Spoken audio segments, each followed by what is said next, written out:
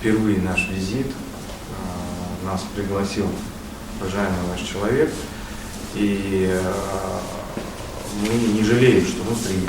На самом деле, мы такая компания инициаторов, те, которые что-то сделать, хотят что-то изменить. Компания РЭМ – это молодая компания, она создана недавно. Это объединение двух крупных технологических компаний. Компании, имеющие более 20 лет опыта работы в данном направлении. Наше основное направление – это внедрение инновационных новых решений в транспорте. Наша группа делится, начиная от электроники, автоматизации всех процессов и цифровизации, также и двигателей, производства, техники, которые существуют.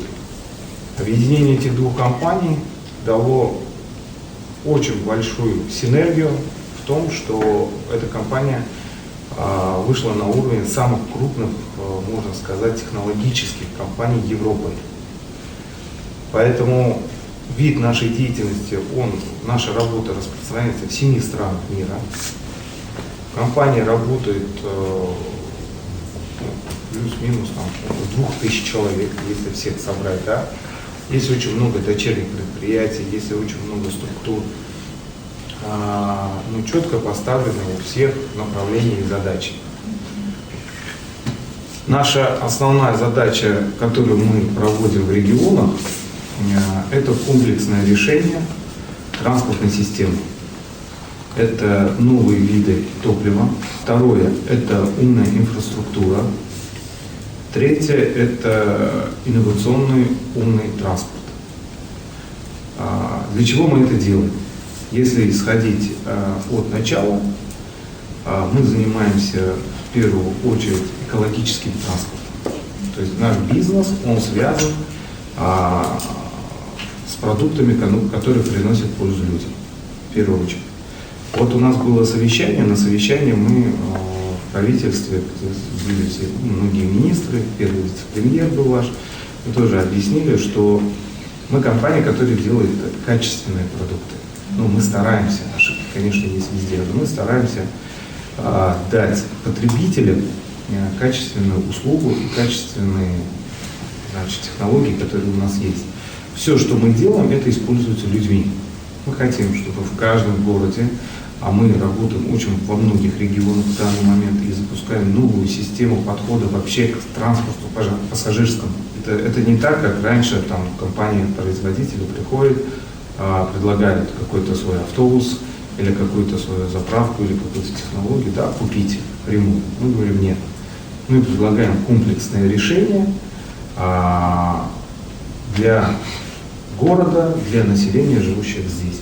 И когда мы были в правительстве, мы озвучивали этот вопрос, что видя, какой вид транспорта используется в основном во многих городах, что это нужно все менять, чтобы у людей был хороший транспорт, хорошая услуга, оказываемая перевозчиками, чтобы они могли осуществлять свою работу на том транспорте, который в первую очередь устраивал бы людей. Поэтому основная наша работа – это для того, чтобы людям сделать комфорт, чтобы они заходили в хороший транспорт, хорошие сиденья там были, чтобы транспорт весь отапливался, чтобы безопасность в транспорте была самая большая. То есть это нормы техрегулирования во всем мире, которые существуют, да, это в первую очередь безопасность. Безопасность использования и безопасность, значит, применения технологий. И мы смотрим на наши продукты именно с этой точки зрения. Мы представляли на выставках в Татарстане наши новые инновационные автобусы, которые уже экологические, которые с лучшим видом, с лучшими внутренними системами. То есть все, что мы делаем, на самом деле мы не для города делаем, для людей, живущих в этом городе, чтобы они ездили, чтобы они стояли на хороших умных остановках, чтобы у них там было табло, чтобы они понимали, значит, когда приедет автобус, чтобы диспетчерский центр понимал, насколько больше автобусов должно выехать с парка. А не так вот, ну, есть маршрут, есть время, и он в это проезжает там, иногда полный, не полный. То есть система, она, умная система, она позволяет парку выпускать больше машин при необходимости. Когда меньше, тогда меньше. Когда подъезжает поезд, значит, чтобы уже автобусы заранее знали, сколько пассажиров выходит именно в этом городе. Под это уже готовится транспорт. Если машина поломалась, чтобы выехала сразу подменная машина. То есть это умная транспортная система. Мы делаем эту умную транспортную систему, но чтобы она, кроме этого, была экологически, мы делаем новый вид топлива. Он из газа.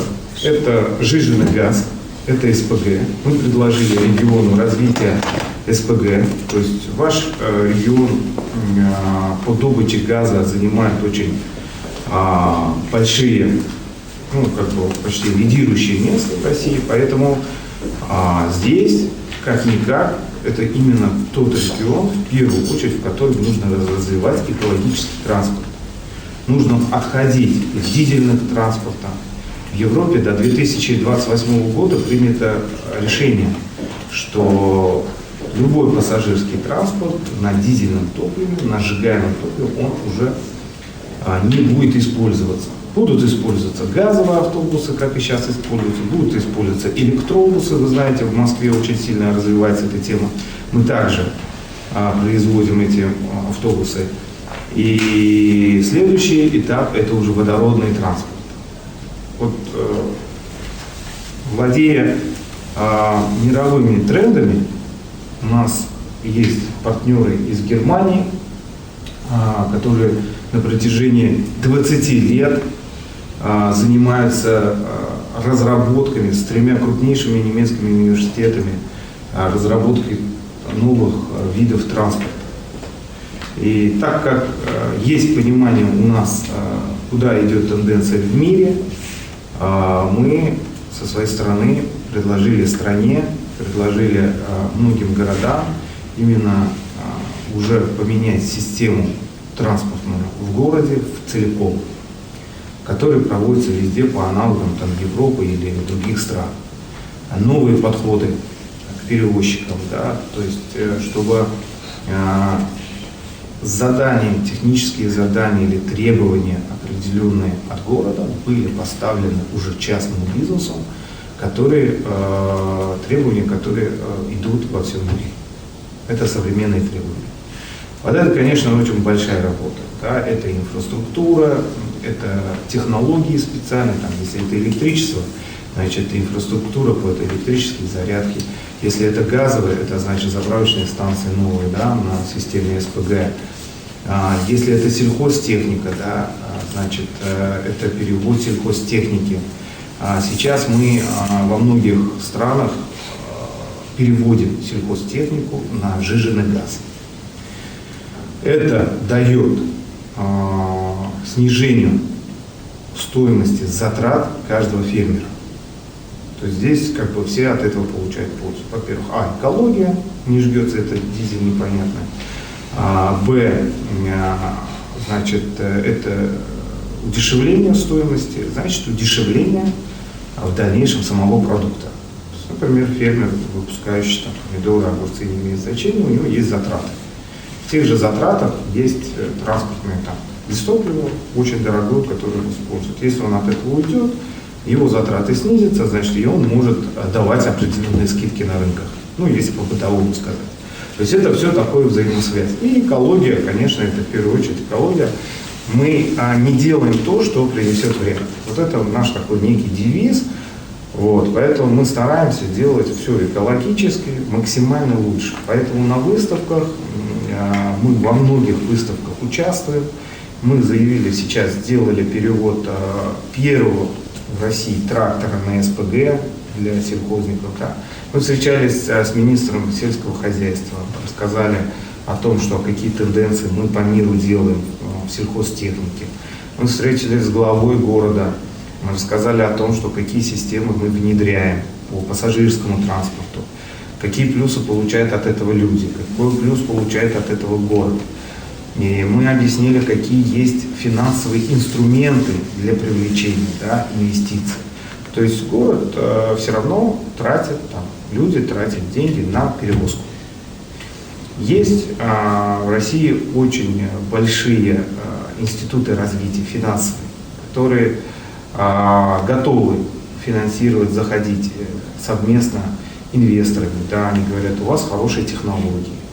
Да, в регионах нет дополнительных бюджетов на развитие, чтобы не 2-3 автобуса взяли, а сразу 100 автобусов взяли, да, сразу там внедрили хорошие остановки. Ну, нет у регионов и у городов таких бюджетов. Да. Поэтому мы, договариваясь с институтами развития, которые по постановлению правительства включены, значит, финансировать вот это во всех регионах, например, те вещи, которые внедряются через определенные финансовые контракты, финансовые гарантии и так далее. И когда мы понимаем, что есть технология, есть финансовый донор, да, то есть инвестиции, есть город, который хочет улучшить для людей транспортную систему, тогда здесь получается некое уже склеивание, определенное движение в работе, синергия какая-то, да. Поэтому то, что ваша республика, глава республики, руководители, министры, с кем мы встречались за эти 2-3 дня, мы пришли, очень большой делегация к вам приехали, и с техническими специалистами мы изучали все, смотрели, анализировали, считали. На самом деле нам очень было трудно перестроиться по времени, мы прилетели с Москвы, и, конечно, вот эти 2-3 дня мы еще вот в этой адаптации, нам было непросто. Но мы вот с утра до вечера, как юла, у нас вот встреча за встречей, мы ездили в инопарк ваш, мы пообщались с министром инноваций, да, мы рассказали то, что у нас есть, он рассказал то, что у них есть. И, значит, мы договорились о создании учебного центра, мы договорились о том, что мы будем привлекать талантливую молодежь вашей страны, мы будем привлекать и, значит, обучать ее, потому что ну, мы не сможем сюда привести тот персонал, который у нас работает по миру. Мы можем привести людей, которые обучат местных людей, создаст рабочие места. Мы готовы обучать, мы готовы, чтобы этот механизм весь работал. Поэтому почему мы приехали большой командой, потому что мы комплексно подходим. И если мы уже приехали, мы хотим это все реализовать и сделать, если это городу надо, если это республике вашей надо. И мы поняли одну вещь, что это очень надо, и мы увидели тенденции каждого вашего руководителя, в которых горят глаза, и они хотят изменить. Они реально хотят изменить. Вот я просто, когда заказчик идет навстречу, то есть когда он смотрит с тобой в одну сторону, тогда у тебя все получается. Если заказчик смотрит в другую сторону или против друг друга, то есть никогда ничего не изменится. Мир меняется, технологии меняются, люди должны получать качественный сервис, хороший транспорт и четко должны понимать, что они люди, видя во многих городах определенный вид транспорта, который битком людей, который еле-еле едет, ему уже 100 лет, но мы уже в какое время живем. Поэтому наше направление, поэтому мы занимаемся транспортом, поэтому мы развиваем, и для нас это очень интересно. У нас созданы учебные центры, мы работаем с КАИ, у нас на кафедре КАИ там, мы развиваем инновационный транспорт, обучаем... КАИ это? Казанский авиационный. Да. Вот, и мы как бы в научной точке зрения тоже проводим очень большие работы. Мы делаем испытания, мы получаем гранты, НИОКРы. То есть правительство во всех регионах, правительство России, оно нас поддерживает. То есть задача такая, нужно сделать лучше, нужно сделать хорошо. Время того, что нужно сделать тяп-ляп, уже прошло. Да. Сейчас на самом деле время качества. Качество и цены. Само собой мы понимаем, что качественные продукты, мы выходим на рынок, у нас есть всегда выбор. Есть дешевые помидоры, есть дорогие помидоры. Дорогие помидоры, они вкусные. Но если заработная плата поднимется, мы можем позволять себе покупать дорогие помидоры. И также у нас складывается в бизнесе, что мы делаем хороший, качественный продукт, мы стараемся его делать, стараемся соответствовать мировым стандартам, но при этом мы понимаем, конечно, мы не дешевые. Но для того, чтобы это не было накладно, мы привлекаем крупные финансовые институты, мы понимаем, что то, что мы делаем, регионы могут не потянуть. Но когда мы приходим в регион, мы говорим: ребят, у нас хорошие технологии, и мы приходим со своими деньгами. Тогда регионы смотрят, изучают, если мы по техническим требованиям подходим, если им интересно, мы это внедряем. Вот в 2 словах я рассказал о наших целях, задачах, почему мы здесь, почему мы объединились. И на самом деле ваш регион, ваша республика, она первая, которая получит комплексное решение. По отдельности мы внедрили везде. Но компания РЭН сама, она объединилась недавно вот с 2 компаниями МИТЭМ и Раритет, которые на протяжении 20 лет в своей каждой отрасли развивались. Мы делаем там, договорились сейчас с правительством Санкт-Петербурга, внедряем современные остановки, тоже определенные новейшие виды транспортных технологий, которые требуются, например. В Москве мы много чего сделали. Поэтому в крупных городах есть опыт у нас по отдельности. А сейчас, после объединения нашего, да, мы получили некую синергию и понимаем уже, когда приходим куда-то, мы предлагаем комплексное решение. И это намного лучше. И на всех совещаниях мы говорим: мы готовы отвечать за свое оборудование, за свои автобусы. Мы берем ответственность, мы подпишем все, гарантии. Сколько жизненный цикл? 10 лет он должен проехать. Мы даем гарантию за свой вид транспорта, что он 10 лет будет ездить. Но для этого мы должны создать большой сервисный центр. Такой сервисный центр у нас по России несколько. Самый большой, конечно, в Татарстане был построен на 4 миллиарда рублей. Там обслуживается очень большое количество транспорта. И такой же сервисный центр мы хотим проинвестировать, сделать здесь у вас. Для того, чтобы все могли обслуживаться. Когда мы понимаем, почему, зачем нам тогда сервис? Мы могли бы сказать: да, давайте, идите в любую мастерскую, ремонтируйте. Но мы понимаем, что это будет некачественный ремонт, что это будут контрафактные какие-то запчасти. От этого кто в конце будет страдать? От этого будут страдать люди. Поэтому наша задача не допускать того, чтобы завтра кто-то мог допустить какую-то ошибку, и транспорт просто будет лежать на складе и без запчастей, без ремонта, а это потраченные деньги. Транспорт должен ездить, люди должны пользоваться, он не должен стоять на ремонтах годами, он должен ездить. Поэтому мы, вот эта новая модель нашего предложения, это делать все под ключ и давать за это гарантию. Контракт 10 лет, окупаемость в течение 10 лет. Но зато за эти 10 лет ни у кого голова болеть не будет.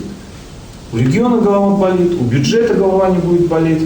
У людей, которые ездят, они будут получать качественный транспорт, и они будут просто благотворить руководство за то, что они создали условия. В первую очередь это же люди, все же работает ради людей. Поэтому мы свою логическую цепочку нашего бизнеса выстраивали от людей. Что нужно сделать, чтобы человеку было хорошо, тот, кто пользуется транспортом. У него должен быть Wi-Fi, у него там должен быть телевизор, он четко должен понимать расписание, машина четко должна приходить, она должна быть чистая, отремонтирована. Он не должен переживать за то, что она где-то сломается, он опоздает на работу или что-то произойдет. А это самое важное для него. Такие бытовые вещи, если взять, что важно для людей. И он должен понимать, он не хочет в автобусе ездить, где автобус там на 20 человек, а там 50 человек в этом автобусе. Он хочет спокойно сидеть, спокойно пользоваться этим транспортом. И при этом и не задыхаться в транспорте от дизеля, который попадает в салон. То есть здесь просто исходим от бытовых вещей. Это мы приехали в ваш город, в вашу республику именно с предложением таким. Я хотел бы немного уточнить, вы говорили о транспорте, об автобусах, это какая-то конкретная марка автобусов? какие-то... Нет, мы, знаете, в чем наше дело, да, вот мы обслуживаем, мы поставляем технологические процессы практически всем производителям в России. Вот все. КАМАЗ, ВИАЗ, другие, мы со всеми сотрудничаем. Мы предлагаем максимально все, что у нас есть, они у нас берут. У нас на постоянной основе работают инженера на этих заводах. То есть у нас очень долгая работа со всеми производителями в России. Но каждый регион, он выбирает по своему усмотрению автобус. Он говорит, вот мне нужен такой-то автобус, чтобы там было то-то, то-то, то-то. Кто-то скажет, я хочу такой-то. Мы сейчас выпустили уже инновационный автобус, инновационный транспорт. Да? Для нас на самом деле нет разницы, какой автобус, чем наполнять. Вы даете нам, грубо говоря, там пустой автобус, мы сами знаем, что там внутри сделать. Он будет называться КАМАЗ, но мы понимаем, что какую систему. Но эту систему должен выбирать город. Он должен сказать, я хочу автобус на дизеле, я хочу автобус, например, мы не занимаемся дизелем сразу. Мы вот занимаемся газом. Либо, например, я хочу на электричестве. Или я хочу на водороде. Почему нет? В продолжение этого я вот хотел спросить. Вы говорили про сервисный центр. Вот, значит ли это то, что там можно будет пройти переоборудование и старым автобусом? Конечно. Конечно. От этого и старые, и наши автобусы. Но сервисный центр, он будет окупаться тогда, когда там будет поток тоже. Там же все-таки люди, заработная плата, это будет большой сервисный центр с учебным центром внутри. И там будут человек 200 может работать на этом центре. Ну, конечно, они должны все вовремя получать зарплату, получать деньги. Для этого должен сервис работать.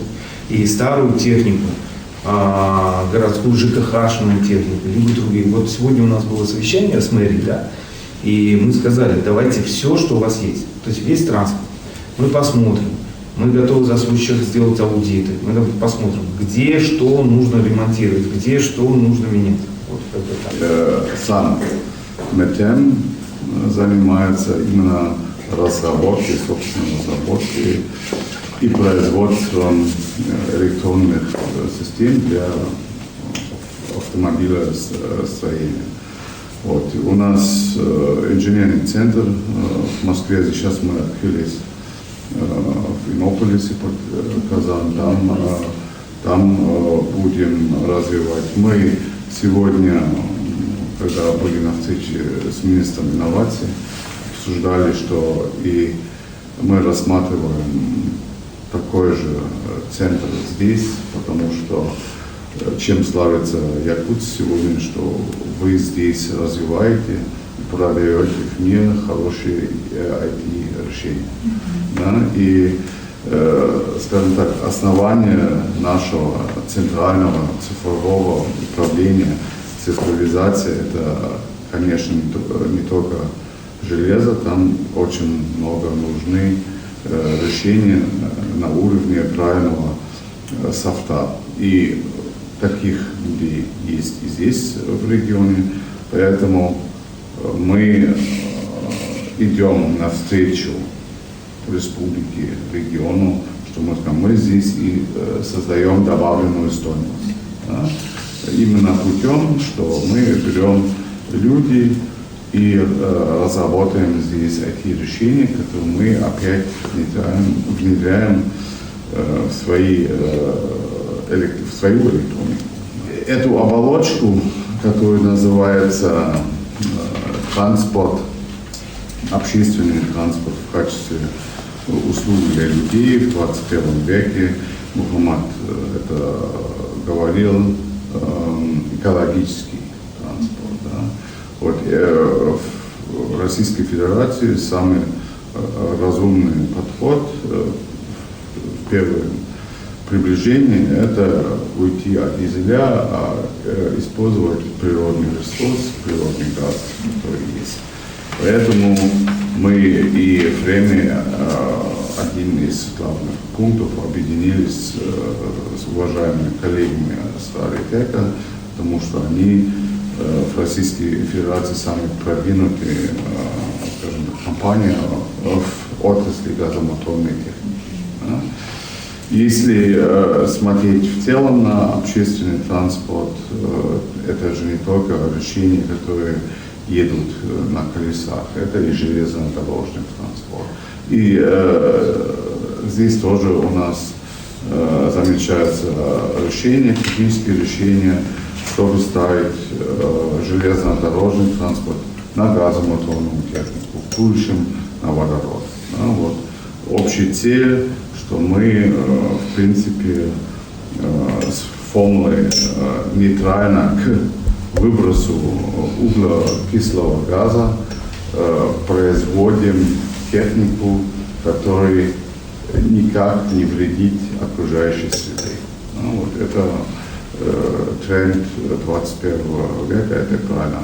В центре внимания стоит человек, который живет в нормальных, комфортабельных, экологических, чистых условиях. Ну, вот. И это наша программа, этим мы занимаемся, и это будем дальше развивать и внедрить моделями, которые Мухаммад уже излагал, регионам. Да, мы понимаем, что наши изделия продавать в старом виде, это тоже уже не концепция 21 века, поэтому мы приходим и предлагаем услуги, и все, что в этих услугах стоит, мы в техническом, коммерческом, финансовом плане за это отвечаем и предлагаем. Это с моей стороны вкратце, да, я, коллеги уже говорили, я сам немец, у нас инженерный центр в Европе, не только один центр в Берлине, вот мы и присутствуем и в Испании, и во Франции, и мы же понимаем, как президент Российской Федерации это однако сказал, наш континент, который от Лиссабона до Владивостока. Да, вот. И мы это хотим делать именно такими предложениями и объединив Европу с евроазиатским пространством, потому что мы понимаем, для нас это самый правильный вектор направления развития нашего европейского рынка. Мы понимаем, что Китай рядом, ну, все равно это конкурирующие рынки, да, Соединенные Штаты, и мы только в нашем совместном, скажем так, евроазиатском доме мы именно занимаемся этим прогрессом.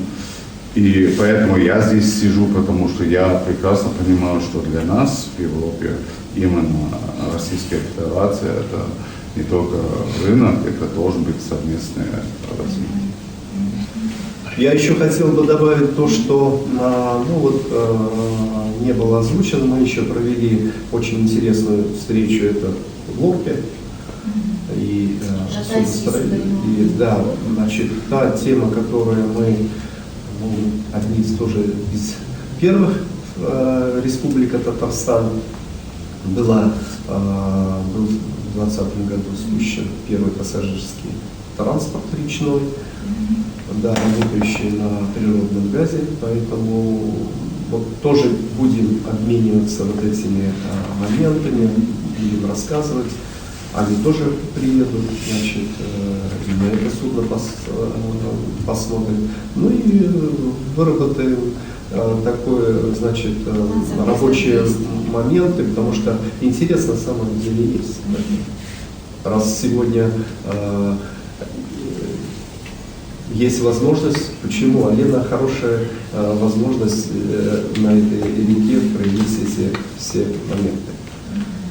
Ну, обе наши компании, они ставят перед собой высокие задачи.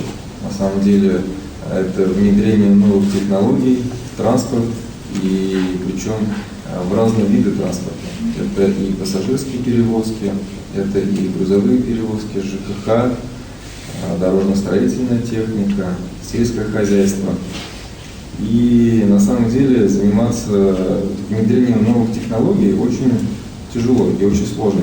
Но объединившись, компания Релитек и Миртем.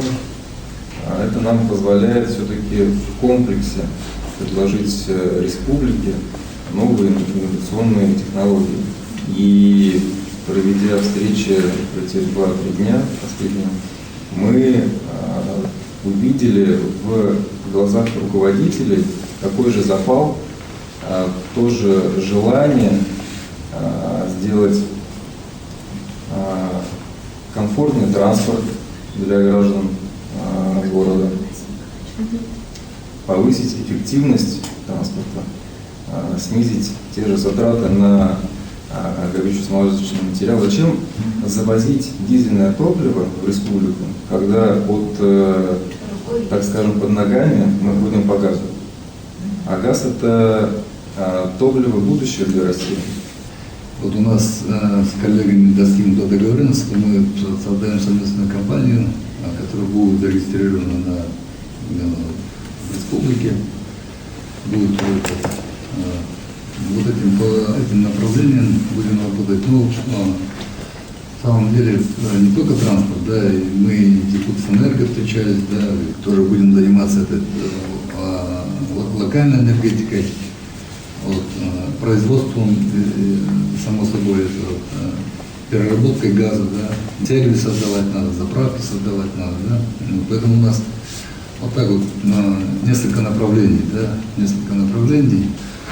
Хочу поблагодарить наших коллег-партнеров, да, мы очень плодотворно поработали. Вот. Ну, у нас еще Мухаммад нас еще возглавляет попечительский совет фонда Чингиза Айтматова, ну, Евгений Примаков еще создавали этот фонд. Да. В этой части тоже мы сегодня переговорили в Министерстве инноваций, да, переговорили, что будем тоже сотрудничать. У нас есть еще немного такая социальная работа. Мы занимаемся бизнесом, но при этом мы, почему столько лет наши бизнесы растут?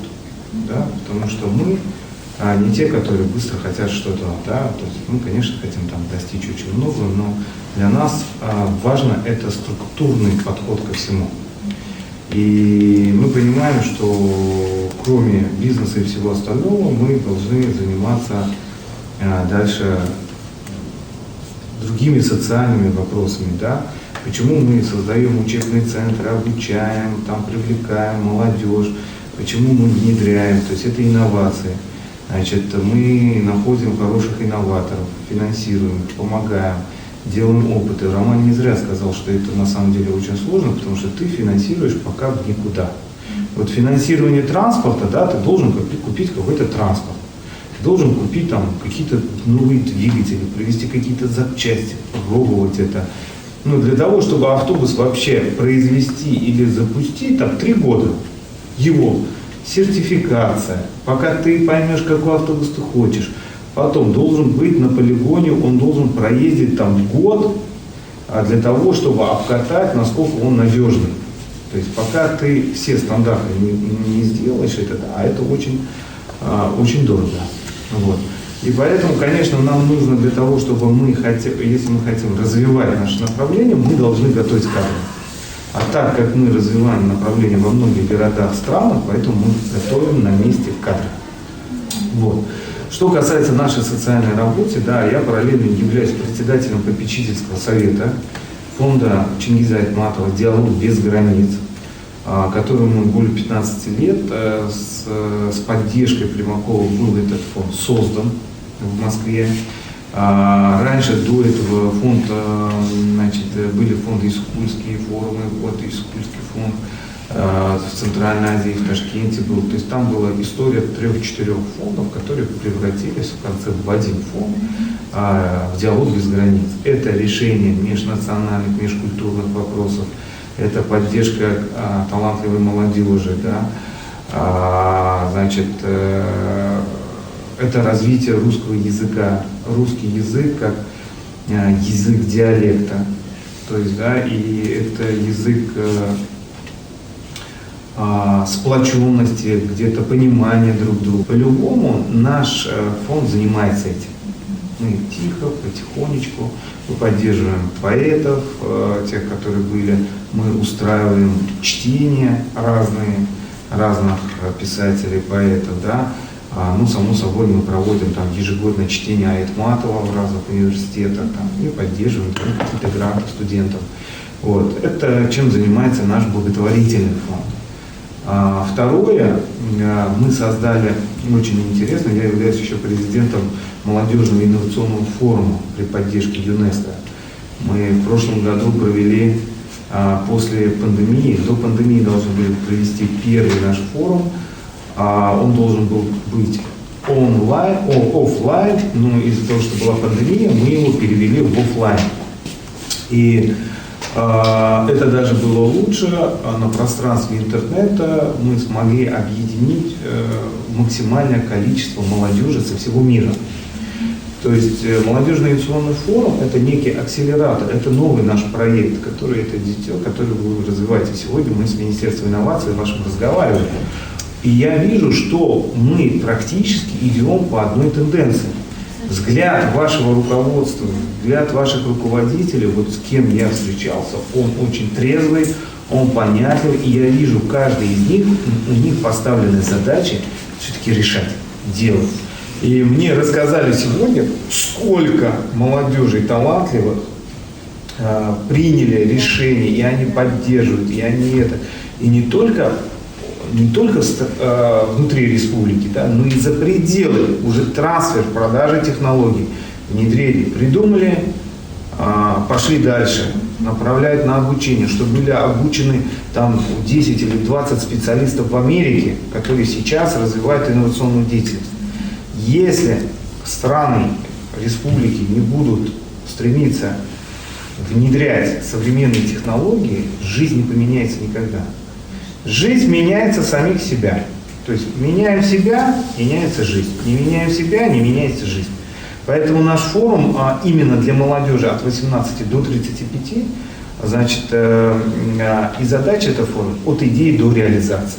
Мы делаем форум, и в этом форуме мы обучаем, как инноватору, что делать с его идеей.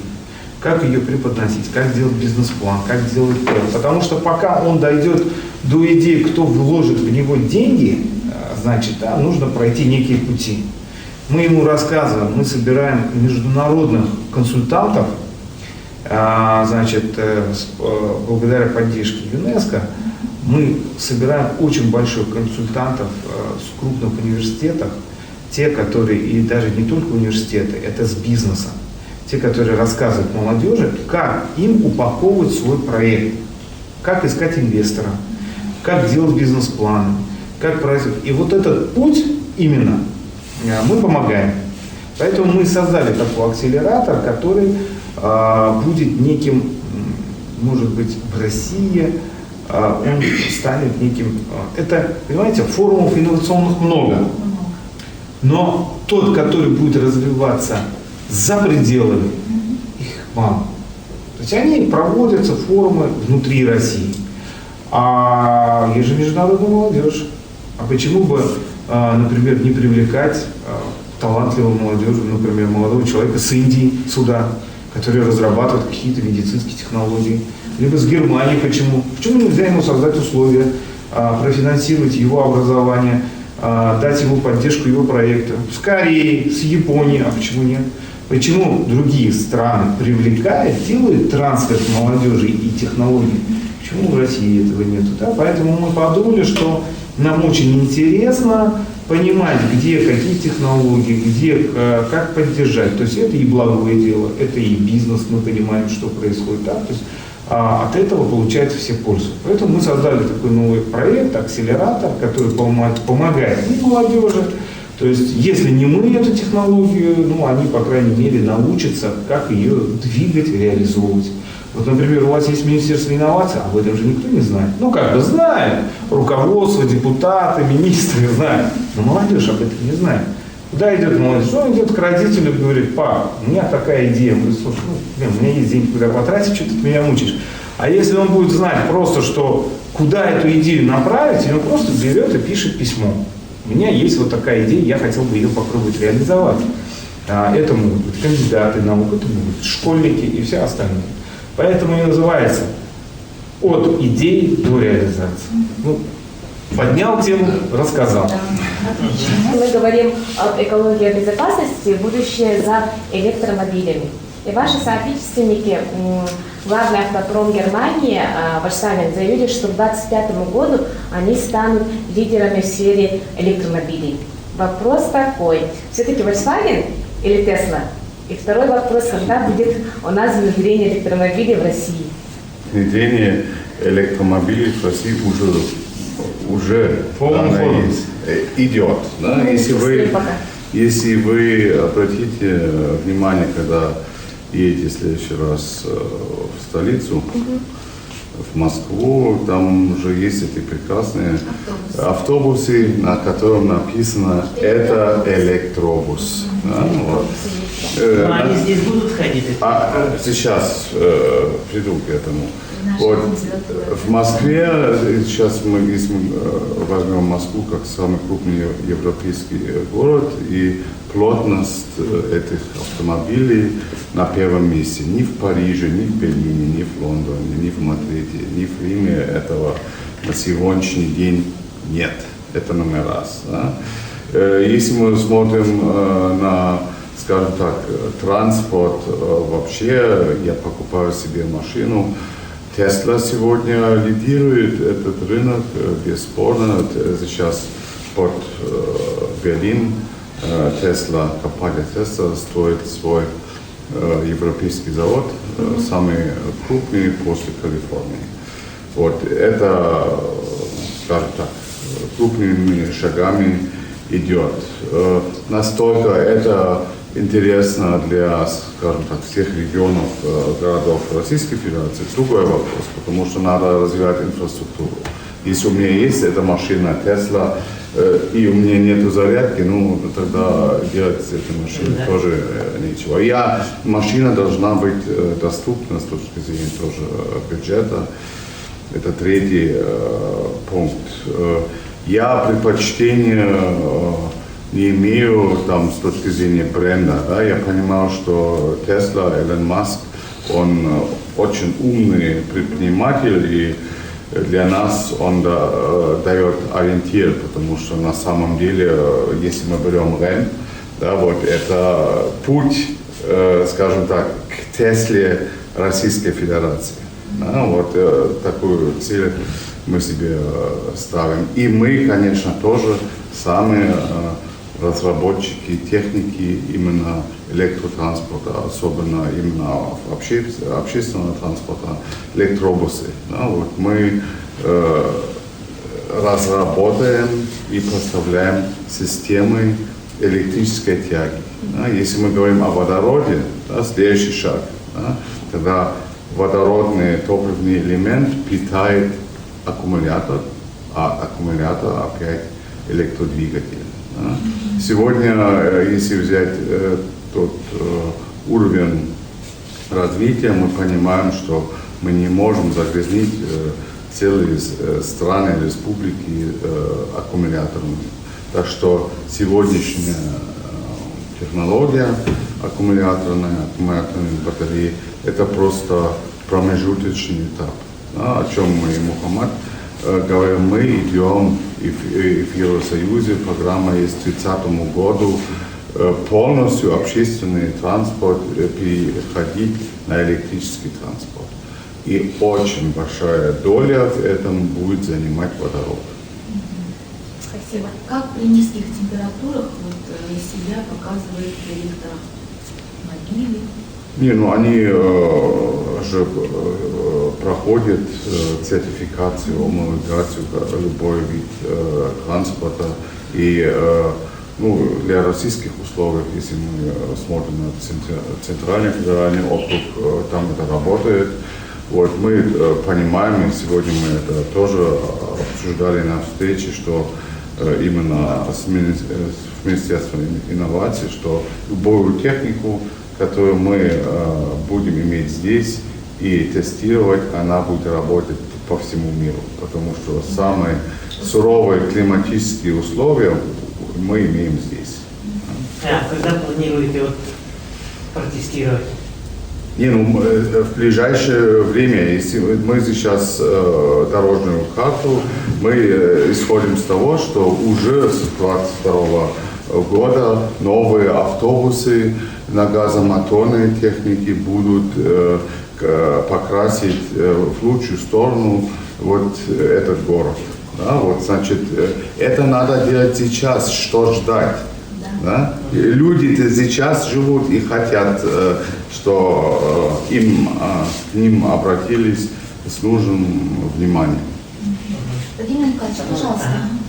И вот первая компания, ну, я имею в виду вас, да, которая вот предлагает нам, давайте из вашего, скажем, ну, из вашей нефти, газа сделать то, что может решить вашу жизнь. Улучшить. Совершенно верно. Вот это очень было бы хорошо. Совершенно верно. И вообще мы потихоньку должны уйти от потребления дизельного топлива. Вот задача, вот перспектива, да, это вот ближайшая перспектива. У нас добывается нефть, а бензин завозим из других регионов. Она очень дорогая. Мы всегда по цене бензина находимся на верхней строчке. Это, конечно, напрягает. Поэтому люди всегда хотят, чтобы то, что здесь производится, то есть добывается, производилось полезно для людей.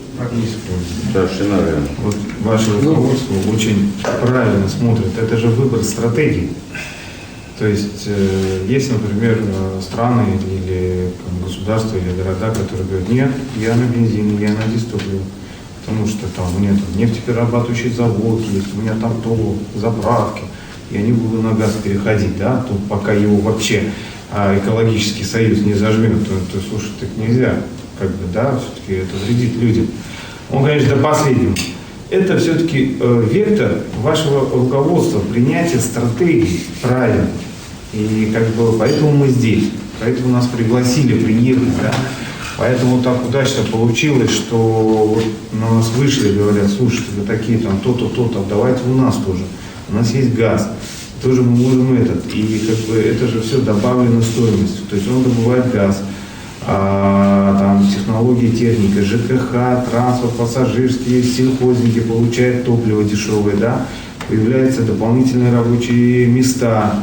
То есть полностью начинает все, это вид топлива, вы если измените, то есть бюджет трат на это все резко упадет.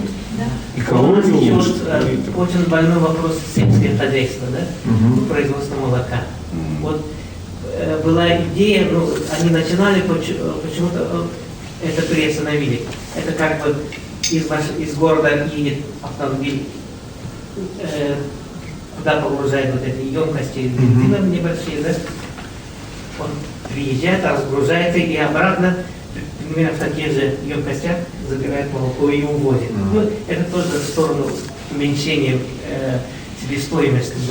Но этот проект еще не заработал, из-за того, скорее всего, из-за того, что между населенными пунктами очень большие расстояния. Смотрите, СПГ, сжиженный газ, его транспортировать легче и проще.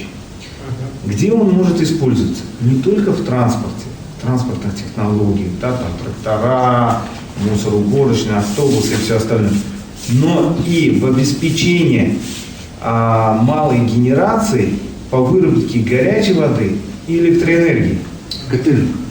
И это нам все, вы решите вопрос, вы представляете, если, почему я так думаю, ваше руководство взяла стратегию на это направление. Она тихо-тихо, просто сразу сделать это невозможно. Но я вижу, что вот после всех совещаний я понял, что ваше руководство вашей республики, оно правильно выбрало направление. Просто мы в этом направлении как бы, лидеры считаемся, буду не стесняясь говорить. Да, поэтому как бы и нас привлекли на это, потому что ваш ракурс идет в эту сторону. И те дальние регионы, мы общались с министром промышленности, да, мы посмотрели стратегию по всей вашей республике, то есть отдаленные районы, где дорога есть, где дороги нету, хранение, как туда доставлять, как обеспечивать электроэнергию, как обеспечивать тепло, потому что вопросов-то много. И мы понимаем, если мы должны правильно понять, где должен производиться СПГ, как он должен транспортироваться, как люди в какое время должны это все получать, и где это должно храниться, и так далее, и так далее. Потому что это сжиженный газ, это просто можно забивать в баллоны, ставить дома, правильно я говорю, да? Правильно. То есть можно дома поставить баллон газового сжиженного газа и использовать. Раньше ставили эти метаны, а сейчас все ты поставил. Но вместо 10 баллонов метана ты ставишь 1 баллон сжиженного газа. Единственное в России, который выпускают белорусы на СПГ.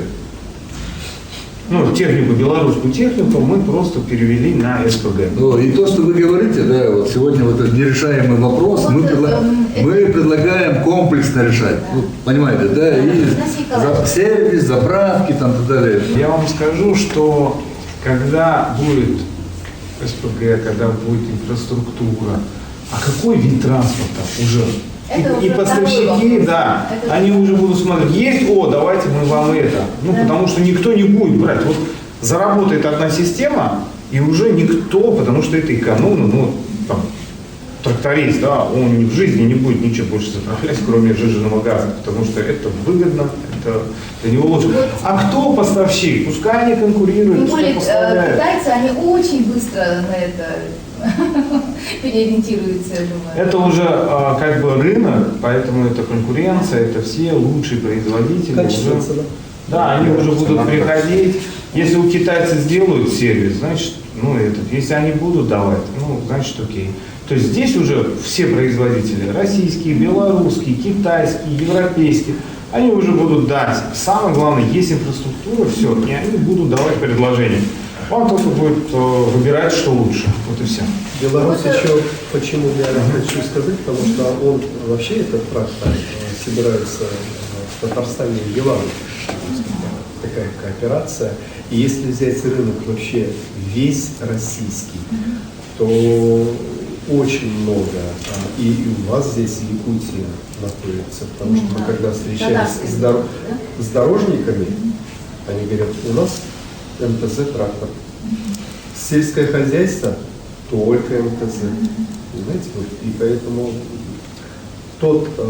направление, которое мы выбрали, разработать систему именно для этого трактора, оно было изначально 3 года тому назад, мы же не сегодня это сделали, 3 года назад, то есть оно было сделано правильно. Понятно, что техники много надо, и эту надо сделать.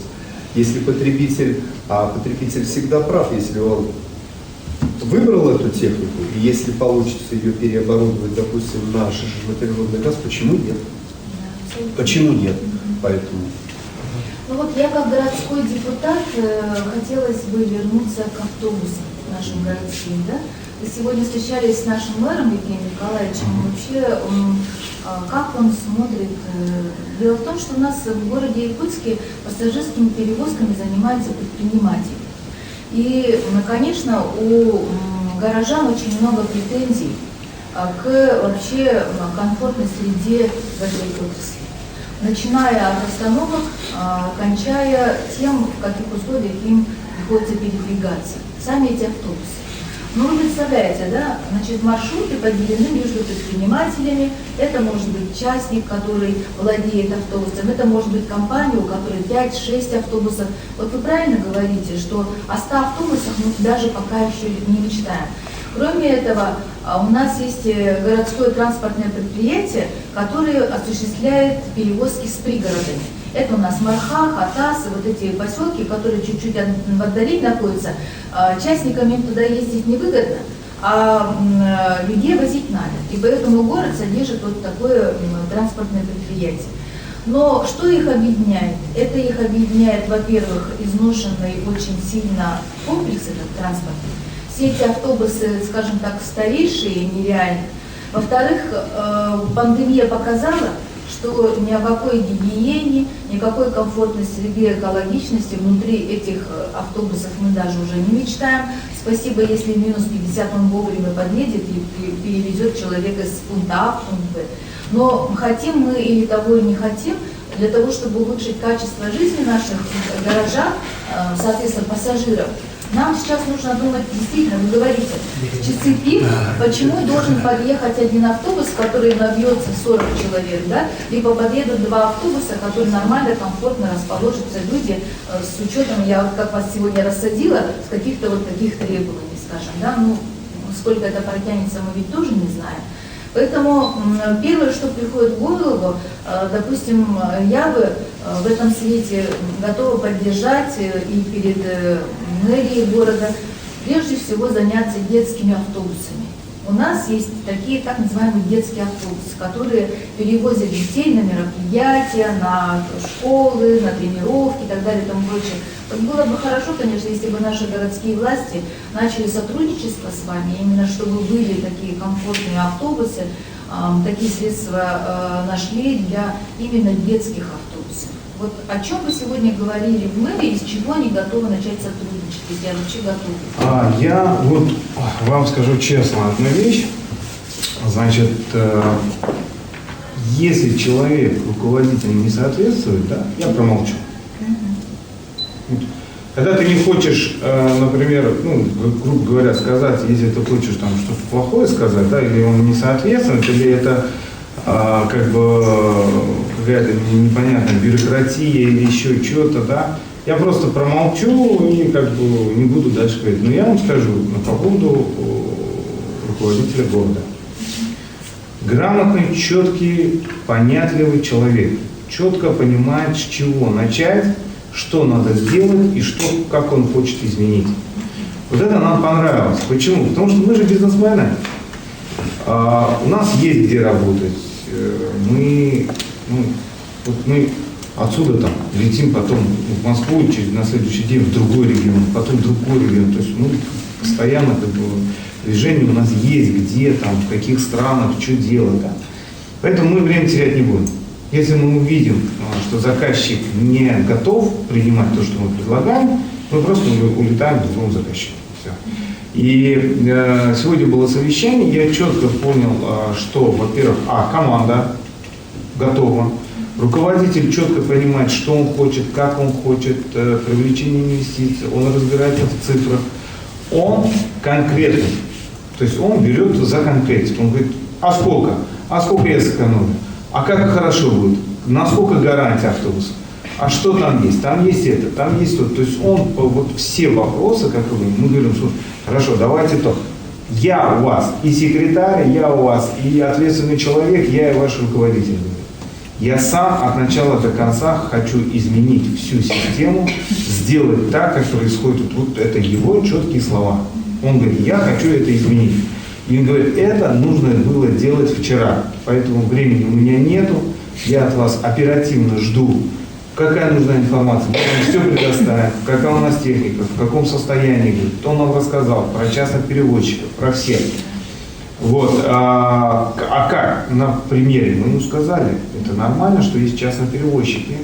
В Москве есть очень много частных переводчиков, в Московской области очень много, в Санкт-Петербурге, да везде есть частные переводчики.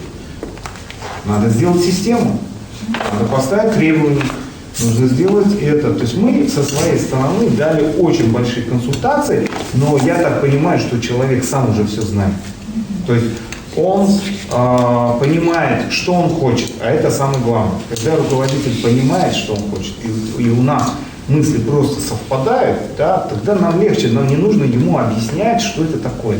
Он уже быстро словил, он уже сразу понял. И вот тот его настойчивый характер, понятливый характер, да, коммуникабельный характер, он как бы дает просто синергию в продвижении. То есть, если он говорит, надо это вчера наладить, сделать, улучшить и для бизнес-участников, и для государства, и для народа, чтобы это все совместить, это говорит, это надо все вчера. Поэтому он нас прям попросил скорее, в ближайшее время, быстрыми темпами давать полностью все администрации, все наши предложения, все наши концепции, уже начать техническую часть. И вот правильно Рафаэль сказал, что уже группа там специалистов, инженеров технических поедут на наши заводы, поедут в сервисный центр, сами глазами, руками, и вас всех приглашаем. Прилетайте в Татарстан на дни, значит, на день Якутии, в Татарстане, и приезжайте на наши заводы, посмотрите, у нас огромные заводы, огромные сервисные центры. Чистота, порядок, учебный центр, сами увидите. Как прям вот заходите в европейский завод, вот приедете к нам, вот к нам президент Татарстана очень часто на наших предприятиях приезжает. Мы на всех выставках участвуем. У нас такая международная группа. Из-за того, что мы делаем это здесь, в стране, в России, поэтому и поддерживают, потому что не только же постоянно покупать, а когда мы уже в конце концов сами начнем производить лучше в Европе технологии и наоборот делать трансфер технологий, чтобы от нас там покупали многие другие страны, почему и нет. Поэтому я увидел готовность города. Я думаю, в ближайшее время мы подготовим все, что мы должны по их запросам, дадим концепцию, и я думаю, он прям бегом-бегом, и ему очень интересны наши инвестиции. Он говорит, ребята, вы должны со своими инвестициями. Мы со своей стороны обеспечим, гарантируем и так далее, но вы приходите со своими технологиями, со своими инвестициями, инвестиционные контракты. Говорят, если вы верите, и тем более мы верим в свои технологии, мы говорим, мы берем на себя всю ответственность за все технологии, которые мы будем внедрять. Вот стоит она там 10 рублей, окупается она там 5 лет. Вот пока она не окупается, мы даем полностью. Вот сколько он должен, там 10 лет проездить, вот он проедет, мы даем эту гарантию, да, если он там даже окупится раньше. Вот вот так мы и закончили. Я думаю, что город изменится в ближайшие дни.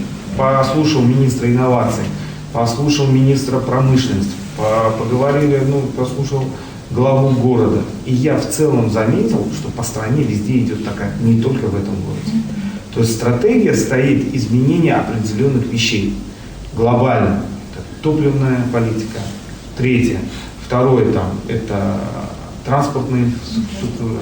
Третье – это поднять сельхозпродукцию, сельхозникам помочь, например, и в технике, и в ремонте, и в доставке.